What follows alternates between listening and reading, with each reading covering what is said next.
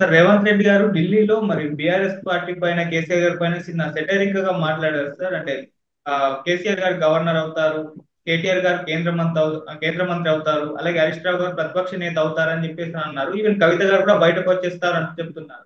ఎందుకు ఈ విధంగా రేవంత్ రెడ్డి గారు కామెంట్ చేస్తారు? మరి అంటే బీజేపీ తోటి బీఆర్ఎస్ విలీనం అయిపోతుందని ఆయన ఉద్దేశం, మీరేం చెప్తారు సార్? యా నిన్న రేవంత్ రెడ్డి ఒక విచిత్రమైన స్టేట్మెంట్ ఢిల్లీలో మీడియా చిట్ చాట్ లో మాట్లాడారు. ఆయన బీఆర్ఎస్ గురించి అడిగినప్పుడు ఆయన ఏం చెప్పాడంటే, నేను ఎప్పటి నుంచో చెప్తున్నా బీఆర్ఎస్ బీజేపీలోకి విలీనం అయిపోతుంది, విలీనమైన తర్వాత ఆ, వీళ్ళు కవిత బయటకు వచ్చేస్తుంది, బెయిల్ మీద బయటకు వచ్చేస్తుంది, తర్వాత కేసీఆర్ ఒక రాష్ట్రానికి గవర్నర్ అవుతాడు, కేటీఆర్ కి కేంద్ర మంత్రి పదవి లభిస్తుంది. ఇక్కడ హరీష్ రావు ఏమో అప్పుడు బీజేపీ బీఆర్ఎస్ కలిసిపోతాయి కాబట్టి ప్రతిపక్షం నాయకుడు అవుతాడు అసెంబ్లీలో. ఆ, ఎందుకంటే ఆయన వాయిస్ స్ట్రాంగ్ గా మాట్లాడగలదు కాబట్టి ఈ మూడు రకాల పదవులు వీళ్ళకి రాబోతున్నాయి. ఇది ఆల్రెడీ అయిపోయింది, టైమింగ్ మాత్రం ఇంపార్టెంట్. ఇక్కడ టైమింగ్ బట్టి ఎప్పుడవుతుంది అనేది జరుగుతుంది అనేది ఆయన చెప్తున్నాడు. యాక్చువల్గా ఏంటంటే ఇది ఆర్టీవీ వాళ్ళు రవిప్రకాష్ స్వయంగా ప్రకటించాడు. ఆల్రెడీ విలీన ప్రక్రియ అంతా కూడా పూర్తయిపోయింది, అనౌన్స్మెంట్ మాత్రం మిగిలింది. ఢిల్లీ ఎలక్షన్ల వరకు ఆగుతారు, ఎందుకంటే ఇప్పుడు హర్యానా జమ్మూ కాశ్మీర్ షెడ్యూల్ కూడా రిలీజ్ అయిపోయింది. సెప్టెంబర్లో ఎన్నికలు, అక్టోబర్ ఫస్ట్ సెకండ్లలో రిజల్ట్లు బయటకు రాబోతున్నాయి. దీని తర్వాత మహారాష్ట్ర, ఆ, ఢిల్లీ ఎన్నికలు కూడా జరుగుతాయి అన్నమాట. సో ఆ ఢిల్లీ ఎన్నికల వరకు కేజ్రీవాల్ జైల్లో ఉండడం అనేది బీజేపీకి అవసరం, ఎందుకంటే ఇప్పుడు కేజ్రీవాల్ బయటకు వస్తే ఢిల్లీ ఎన్నికల్లో ఆ, తమకు గెలిచే అవకాశం తగ్గిపోతుంది. అప్పటి వరకు జైల్లో ఉంటే మంచిది అనేది బీజేపీకి ఉన్న అండర్స్టాండింగ్. కేజ్రీవాల్ జైల్లో ఉండాలంటే కవిత కూడా జైల్లో ఉండాలి, ఎందుకంటే కవితను బయటకు వదిలి వీళ్ళు మెర్జ్ ప్రకటిస్తే ఇదంతా కూడా పొలిటికల్ గేమ్ అనేది బయటికి తెలిసిపోతుంది. కాబట్టి ఢిల్లీ ఎన్నికల వరకు వెయిట్ చేయమని చెప్పినట్టుగా తెలుస్తుంది. ఆ, అందుకనే వీళ్ళు కవిత కూడా దాన్ని ఏమంటారు డిఫాల్ట్ బెయిల్ అప్లికేషన్ వేసి కూడా మళ్ళీ వెనక్కి తీసుకుంది కవిత.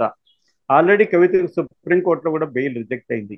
ఆ, సో కాబట్టి ఇప్పుడు కవితకి లీగల్ ప్రాసెస్ లో బెయిల్ ఇప్పుడే వచ్చే అవకాశం లేదు, ఎందుకంటే మనం చూసాము మనీష్ సిసోడియా 17 నెలల తర్వాత ఆయనకి బెయిల్ వచ్చింది. కేజ్రీవాల్ సాక్షాత్తు సిట్టింగ్ ముఖ్యమంత్రి, ఇప్పటికి కూడా ఆయన రిజైన్ చేయలేదు, ఆయనకి బెయిల్ రాలేదు. ఈ కాంటెక్స్ట్ లో కవితకు బెయిల్ వస్తుంది అనేది లీగల్ ప్రాసెస్ లో కష్టం. కవితకు బెయిల్ ఏ కండిషన్ లో వస్తుంది నేను ముందు నుంచి చెప్తున్నా. కవితకు బెయిల్ రెండే రెండు కండిషన్లు బెయిల్ వస్తుంది, అదర్వైజ్ రాదని నేను డే 1 నుంచి చెప్తున్నాను. మన ఛానల్లో అనేక వీడియోల్లో నేను చెప్పాను. అదేంటంటే ఆ కండిషన్లో ఒకటి, కవిత అప్రూవర్గా మారి కేజ్రీవాలే ఇదంతా చేశాడు అని కవిత ఒప్పుకుంటే అప్పుడు ఆమెకు బెయిల్ వస్తుంది. ఎందుకంటే దీంట్లో ఆల్రెడీ అప్రూవర్గా మారిన మాగుంట రాఘవరెడ్డికి బెయిల్ వచ్చింది, తర్వాత ఆ, శరత్ చంద్రారెడ్డికి బెయిల్ వచ్చింది, ఇంకా చాలా మందికి ఆడిటర్ బెయిల్ వచ్చింది, బుచ్చిబాబుకి. ఇలాగ చాలా మంది అప్రూవర్ గా మారిపోయేసరికి బెయిల్ వచ్చింది. మొత్తంగా ఈ కేసులో ఢిల్లీ లిక్కర్ కేసులో 50 మంది మీద కేసులు పెట్టారు ఈడీ అండ్ సిబిఐ. సో వీటిల్లో చాలా మందికి బెయిల్ వచ్చేసాయి. దీనికి ప్రధాన కారణం అప్రూవర్ గా మారడం. బెయిల్ అప్రూవ్ గా మారిన వాళ్ళకి బెయిల్ అంత ఈజీగా రాలేదు. సాక్షాత్తు డిప్యూటీ సీఎంగా ఉన్న మనీష్ సిసోడియానే 17 నెలలు ఉండాల్సి వచ్చిందంటే మనం అర్థం చేసుకోవచ్చు. అంటే సుప్రీంకోర్టే మనీష్ సిసోడియాకి బెయిల్ ఇస్తున్నప్పుడు ఒక ఇంపార్టెంట్ కామెంట్ చేసింది. అదేంటంటే ఏ చట్టం అయినా article 21 of the Indian constitution కి లోబడి ఉండాలి. ఆర్టికల్ 21 ఏం చెప్తుంది, వ్యక్తి స్వేచ్ఛ అనేది ఇంపార్టెంట్ చెప్తుంది. ఏ చట్టమైనా వ్యక్తి స్వేచ్ఛను హరించే హక్కు ఏ చట్టానికి ఉండదు. అది ఎఫ్ ఈ మన పిఎంఎల్ఏ చట్టం అయినా అంతే. పిఎంఎల్ఏ అంటే prevention of money laundering act. So ఈ చట్ట ప్రకారం ఏంటంటే బెయిల్ ఇవ్వాలంటే ఎవరికైనా ట్విన్ కండిషన్స్ పెట్టారు. అదే ఒకటి, ఆ ముద్దాయి అక్యూజుడు నేరం చేయలేదని నిర్దోషిని కోర్టుకి నమ్మించాలి, ఆ ముద్దాయి ఆ, తన నిరూపించుకోవాలి. రెండవది, ఈ ముద్దాయికి బెయిల్ ఇస్తే బయటికి వెళ్ళి మళ్ళీ నేరం చేయరని కూడా కోర్టు నమ్మాలి. ఈ ట్విన్ కండిషన్లు అనేది అతి చట్టంలో ఉంది. అయినా కూడా సుప్రీంకోర్టు బెయిల్ ఇచ్చిందంటే అర్థం ఏంటంటే 17 నెలలుగా ఆయన జైల్లో ఉన్నాడు, మీరు ఇప్పటికీ ఫైనల్ ఛార్జ్ షీట్ వేయలేదు, ఇన్వెస్టిగేషన్ ముగించలేదు, మీరు నెలల తరబడి సంవత్సరాల తరబడి ఇలా కంటిన్యూ చేస్తూ ఉంటే ఆ వ్యక్తి నేరం చేశాడా లేదా తేలక ముందే సంవత్సరాల తరబడి జైల్లో ఉంచడం అనేది రాజ్యాంగ వ్యతిరేకం అనేది సుప్రీంకోర్టు వ్యాఖ్యానించింది.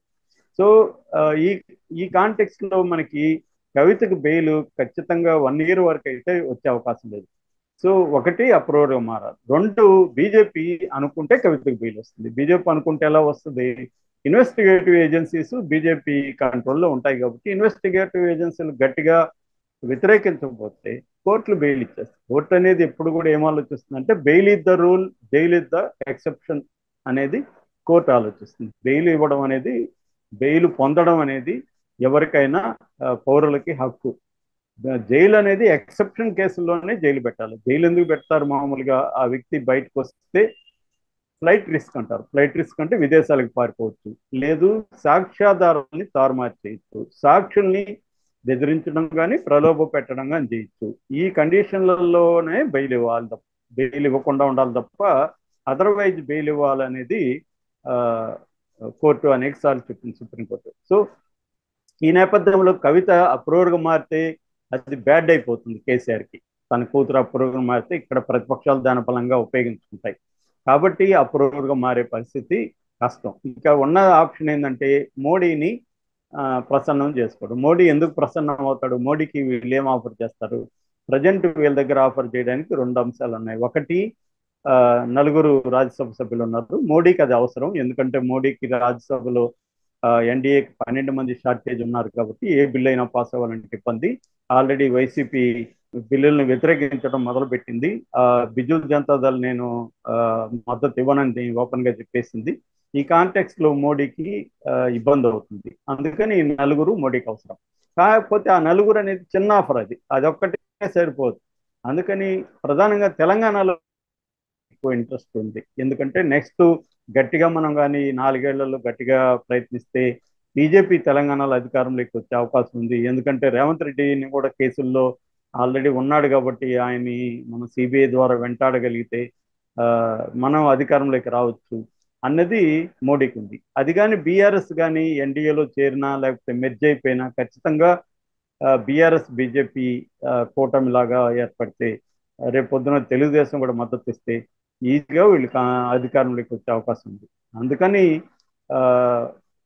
కేసీఆర్ ఈ ఆఫర్ తప్ప ఇంకేం ఇవ్వలేడు కేసీఆర్. సో ఇది ఫైనల్ అయిపోయిందని చెప్తున్నాడు. మరి రేవంత్ రెడ్డి ఓపెన్గా చెప్పాడంటే ఒకటి, ఆయనకి విశ్వసనీయంగా తెలిసి ఉండాలి. రెండు, స్ట్రాటజిక్గా బీఆర్ఎస్ను బదనాం చేయడానికి కూడా ఆయన చెప్పాలి. ఎందుకంటే బీఆర్ఎస్ను వీక్ చేస్తే బీజేపీ వర్సెస్ కాంగ్రెస్ ఉంటుంది. రేపు పొద్దున చంద్రబాబు కూడా కాంగ్రెస్ ఇక్కడ సపోర్ట్ చేసే అవకాశాలు ఉన్నాయి. ఆ రకంగా మళ్ళీ కాంగ్రెస్ అధికారంలోకి రావచ్చు అనేది రేవంత్ రెడ్డికి ఉన్న స్ట్రాటజీ కావచ్చు. సో ఈ స్ట్రాటజీకి ప్రకారం బీఆర్ఎస్ని కంప్లీట్గా తొక్కేయడానికి ఆయన ప్రయత్నిస్తున్నాడు. ఆల్రెడీ 10 మంది ఎమ్మెల్యేలు, 6 మంది ఎమ్మెల్సీలు వచ్చేసారు. ఇంకొక 10 మంది వచ్చే అవకాశం ఉందని చెప్తున్నారు.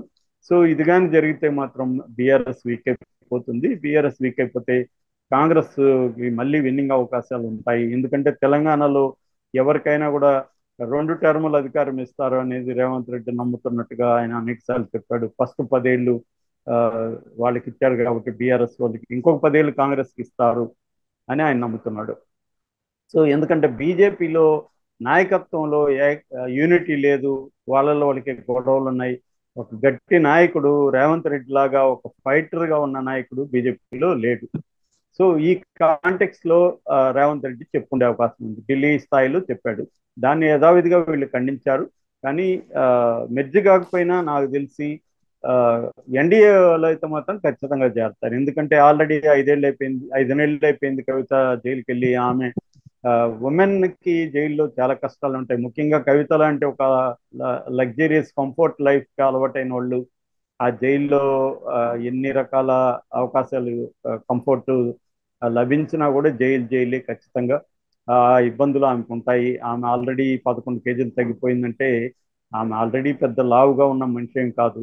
సో అలాంటి ఆవిడ 11 కేజీలు తగ్గిపోయిందంటే దాని ఎఫెక్ట్, సడన్ వెయిట్ లాస్ అనే ఎఫెక్ట్ మొత్తం ఆర్గాన్స్ మీద అంతా కూడా పడుతుంది. సో ఆమె ఖచ్చితంగా అక్కడ చాలా బాధపడుతూ ఉంటుంది. సో వీళ్ళకి కూడా ఆల్రెడీ కేసీఆర్ చెప్పాడు, నేను నా కూతురు జైల్లో ఉంది కాబట్టి నేను ఒక రగులుతున్న అగ్నిపర్వతం నా లోపల ఉందని చెప్పాడు. ఖచ్చితంగా ఒక తండ్రిగా ఆయన అంత బాధ ఉంటుంది. అందుకని ఆయన చేయగలిగింది ఆయన ఖచ్చితంగా చేయాల్సిన పరిస్థితి అయితే ఉంది. సో రేవంత్ రెడ్డి చెప్పింది నిజమా అబద్ధం అంటే కొంతకాలం తర్వాత కానీ మనకి క్లారిటీ